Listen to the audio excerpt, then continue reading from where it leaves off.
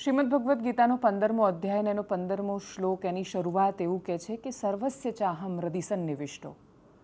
જે ધર્મગ્રંથે, જે ધર્મએ, જે સનાતને માણસ માત્રને એવું શીખવ્યું કે પ્રાણી માત્રના હૃદયમાં ઈશ્વરનો વાસ છે, એ ભેદભાવ કરે, એમાં અંધશ્રદ્ધાને અવકાશ હોય, એને સનાતન જ તો એટલે કહેવાય છે કે એને કશું જ એની કોઈ સમય, આટલો બધો સમય બદલાયો, આવ્યો ને ગયો, પણ કોઈ દિવસ ખરાબ સ્થિતિઓની ધૂળ પણ જેને ન સ્પર્શી શકી, એટલે જ તો એને સનાતન કહ્યું. અને એના નામ પર પાખંડ જ્યારે ચલાવે માણસોને, એને પ્રશ્ન થાય તો એ હિન્દુત્વને સવાલ કેવી રીતે થઈ જાય? શરૂઆતમાં કરીશું બાબા વાગેશ્વરના દિવ્ય દરબાર નહીં, પ્રેત દરબારની વાત. નમસ્કાર, આપની સાથે હું દેવાંશી.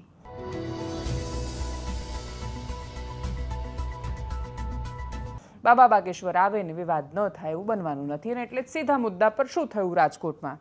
રાજકોટમાં બાબા બાગેશ્વરનો દિવ્ય દરબાર ભરાયો. દરબાર ભરાય એ પહેલાં જ વિજ્ઞાન જાથા, અંધશ્રદ્ધાની સામે લડતા માણસોએ બધાએ વિરોધ ઉઠાવવાની શરૂઆત કરી. તો એ દરબાર તો ભરાવાનો હતો, ભરાયો. પરસોત્તમ પીપળિયા સહિત રાજકોટના જે નાગરિકો વિરોધ કરી રહ્યા હતા, એમણે કહ્યું કે અમે ત્યાં જઈને અમે પ્રશ્ન કરવા માંગીએ છીએ.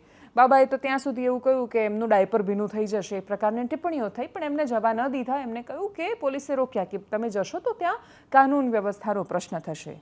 એના પછી બાબા બાગેશ્વરે દિવ્ય દરબારના નામે ત્યાં ભર્યો પ્રેત દરબાર, જેમાં અજાણ્યા લોકો, મહિલા, બાળકો એ બધા જ સામેલ હતા. અને પછી અચાનક બધા ધૂણવા માંડ્યા. ધૂણતા ધૂણતા એક બહેન અનિયંત્રિત થયા. એ પત્રકારોના આયોજકો સાથે પહોંચ્યા, બધાની સાથે ઝપાઝપી કરવા માંડી. મયુર સોની નામના એક પત્રકાર, જેમનો વિડીયો તમે કદાચ સોશિયલ મીડિયા પર જોઈ જ લીધો હશે, કે એ જાય છે અને પછી સીધો જ ધક્કો મારે છે અને બંને વચ્ચે મારામારી થાય છે. એમણે ફેસબુક લાઈવ આવીને આખો વિષય વિસ્તારથી સમજાવ્યો. એમાં મયુર કહી રહ્યા છે કે એમને સતત માર્યું અને પછી એમણે પ્રતિકાર કર્યો ને એ સામે મારવા ગયા, અને બેનને પછી એમણે સાદી ભાષામાં જુડી પાડ્યા. પછી ફરી એકવાર જે હનુમાનજી જેના કેન્દ્રમાં હોવા જોઈએ, એ હનુમાનજી માટે શ્રદ્ધાની કથા, એ પ્રેત, ધૂણવું, અંધશ્રદ્ધા, જાદુટોણા અને વિવાદનું કેન્દ્ર બની. શ્રદ્ધાના નામ પર પ્રેત દરબાર અને ધૂણવાનો પ્રચાર કેટલો યોગ્ય? જે રાજ્યમાં અંધશ્રદ્ધા વિરોધી કાનૂન હોય ત્યાં આ પ્રકારના કામો કેવી રીતે ચલાવી લેવાય? દર વખતે ચાદરનું કે કેન્ડલનું ઉદાહરણ આપીને કે તમે ચાદરવાળાને નથી કહેતા કે કેન્ડલવાળાને નથી પૂછતા, એવું માનીને આ ધતિંગોને છાવરવા કેટલા યોગ્ય? અને શું આ પ્રકારની સ્થિતિઓ હિન્દુ ધર્મની અસ્મિતાને હાનિ નથી પહોંચાડતી? આખી દુનિયા જ્યારે ધાર્મિક કટ્ટરતા અને બ્લાસ્ફેમી જેવી વાતોમાં વ્યસ્ત હતી, ત્યારે આ દેશ હતો, અહીંયાની પરંપરા હતી ને અહીંયાની સભ્યતા હતી કે જે આખી દુનિયાને ઉદાહરણ આપતી હતી. શું થતું હતું ભૂતકાળમાં? આપણને વારંવાર ભૂતકાળમાં કે ઇતિહાસમાં કે બહુ દૂર જતું રહેવાની ટેવ છે, તો આપણે જઈએ એ સમયમાં જ્યારે ગેલિલિયો નામનો એક માણસ હતો.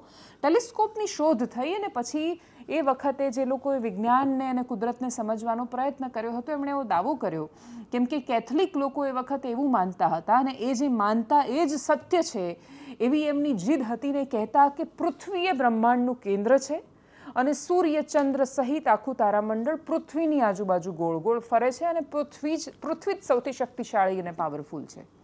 ખગોળશાસ્ત્રીઓએ થોડું સંશોધન કરીને એમણે કહ્યું કે ના, સૂર્યની આસપાસ બધા ફરે છે ને એમાં પૃથ્વી પણ સૂર્યની આસપાસ ફરે છે. જેવો આ સવાલ કર્યો, એમણે કહ્યું તું ઈશનિંદા કહેવાય. આ તો ઈશ્વરે જે કહ્યું છે એમાંથી જે લખીને આવ્યું છે એ આપણા ગ્રંથોમાં લખેલું છે, અને ગ્રંથોમાં લખેલી વાતથી તમે કશુંક વિરુદ્ધ કહી રહ્યા છો ને એટલે તમને અધિકાર જ નથી જીવવાનો. આખી જિંદગી જે માણસ આટલું અદ્ભુત સંશોધન કરે, એ માણસે આખી જિંદગી એક રૂમમાં વિતાવવી પડી. આ સંસ્કૃતિ છે કે જેણે આપણને પ્રશ્ન કરતા શીખવ્યું, અને પ્રશ્ન કરનારને કોઈ દિવસ ક્યારેય કોઈ સજા જ ન થઈ. પ્રશ્ન કરવાની સજા ન હોઈ શકે.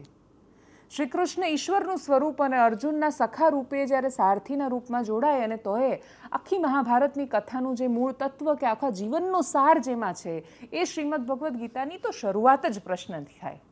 અર્જુન અસહમતિ વ્યક્ત કરે, એ વારંવાર એવું પૂછે કે નહીં, પહેલાં તો તમે આવું કહેતા હતા, હવે તો તમે આવું કહી રહ્યા છો, તમે એક કોન્ટ્રાડિક્ટ થઈ રહી છે તમારી વાતો, મને હજુ સમજાવો, મને ન સમજણ પડી. અને છેલ્લે શ્રીમદ ભગવદ્ ગીતા પૂરી ક્યાં થાય? તો કે 18મા અધ્યાયમાં પૂરી એ રીતે થાય કે જેમાં શ્રી કૃષ્ણ અર્જુનને એવું કહે કે મારી પાસે જે સમજણ હતી એ મેં તને કહી દીધી, હવે યથા ઈચ્છસી તથા કુરુ, તારી ઈચ્છા પ્રમાણે કર.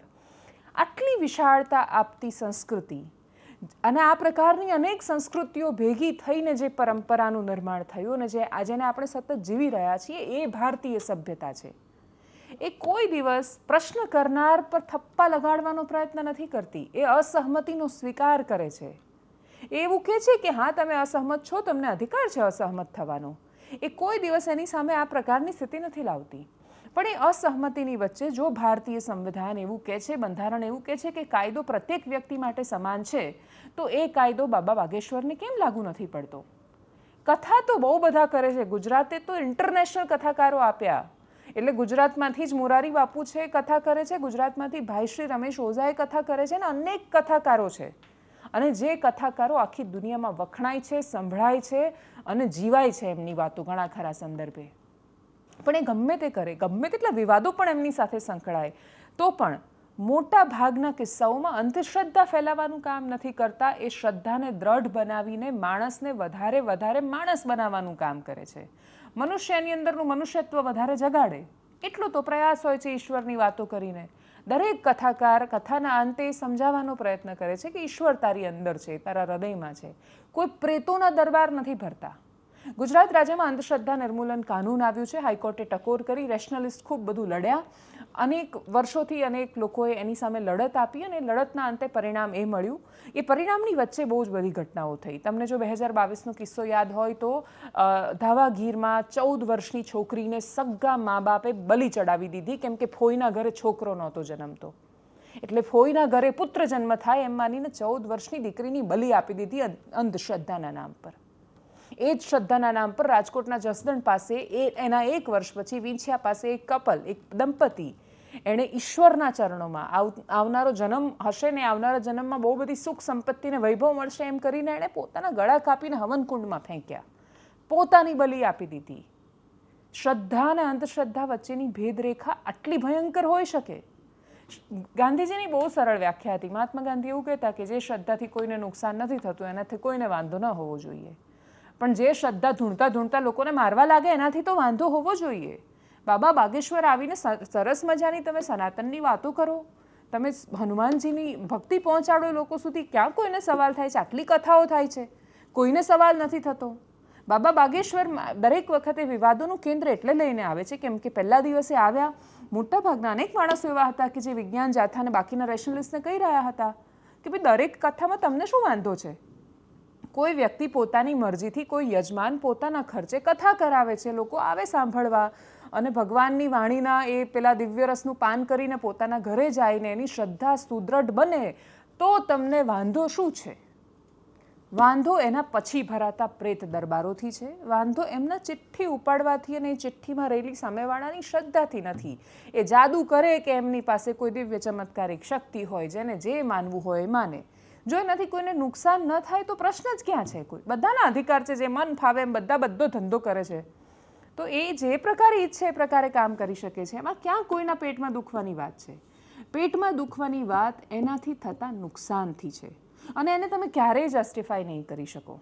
ડાંગમાં થતું ધર્માંતરણ અને એમાં ખ્રિસ્તી પાદરીઓ દ્વારા થતી અંધશ્રદ્ધાનો ઉપયોગ એ ચર્ચાનું, વિવાદનું અને પ્રશ્નોનું કેન્દ્ર છે ને એ કોઈ સંજોગોમાં ન થવું જોઈએ. પણ ત્યાં એ થાય છે, અથવા કોઈ મૌલવીઓ ખોટી રીતે અંધશ્રદ્ધા ફેલાવે છે અને પછી બધું ખબર નહીં શું મંત્રીને આપતા હોય છે ને ચાદર ચડાવવાની વાત, અને એની બહુ જ લાંબી પરંપરાઓ છે. એની સામે એ પ્રશ્નો હોઈ શકે, પણ ત્યાં થતી ઘટનાઓ અહીંયા થતી ઘટનાને સમર્થન નથી આપતી. અંધશ્રદ્ધાનું કાનૂન આવ્યું અને પછી 2024માં જે ઘટના બની સુરેન્દ્રનગર પાસે એક ભાઈ હતો, સ્મશાનમાં જઈને ધૂણવા માંડ્યો અને ધૂણતો હતો એવો એનો વિડીયો સોશિયલ મીડિયામાં આવ્યો. તરત ફરિયાદ થઈ, પોલીસ પકડીને લઈ ગઈ, કોર્ટમાં મેટર ગઈ, 15,000 રૂપિયા ભર્યા અને જામીન પર એ માણસ છૂટ્યો.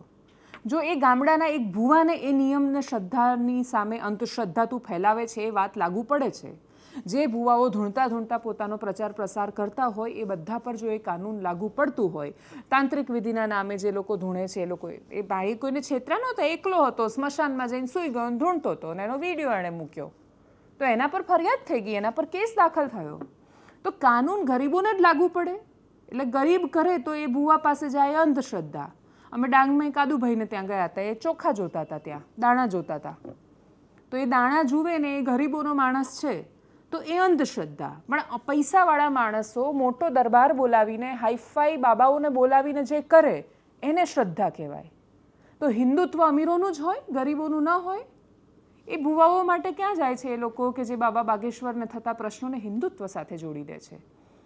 સનાતન બધા જ બાબાઓથી વિશેષ ઉપર એની પહેલાં એ હતું, આજે છે, અને હજારો માણસો ગમે તેટલી અંધશ્રદ્ધા ફેલાવવાનો પ્રયત્ન કરશે, ગમે તેટલો પાખંડ રચવાનો પ્રયત્ન કરશે, એના નામનો મતલબ જ એ છે કે ધૂળની એક કણ પણ જેને આટલી સદીઓ સુધી સ્પર્શી નથી શકી, જેના ઇતિહાસને તમે ગમે તેટલા પ્રયત્નો કર્યા, આટલા આક્રમણો, આટલા આક્રાંતા, આટલા અલગ અલગ ધર્મના, માન્યતાઓના, પંથના, શ્રદ્ધાના લોકો, દરેક પ્રકારનો દુષ્પ્રચાર, અનેક વિચારધારાના અંતિમો પર બેઠેલા માણસોએ ઊભા કરેલા સવાલો, અને તોય જ એનામાંથી શ્રદ્ધા લોકોની 1 ઇંચ ઓછી ન થઈ.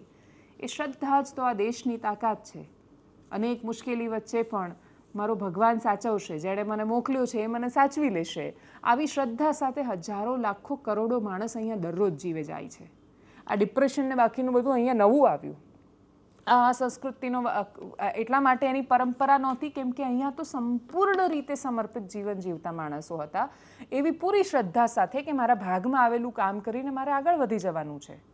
જાણે મને મોકલ્યો છે એ જોવાનું જ છે. આપણે તો આજે કીડીને કણને હાથીને મણ ઈશ્વર આપી જ દે છે, એવી શ્રદ્ધા સાથે જીવીએ છીએ.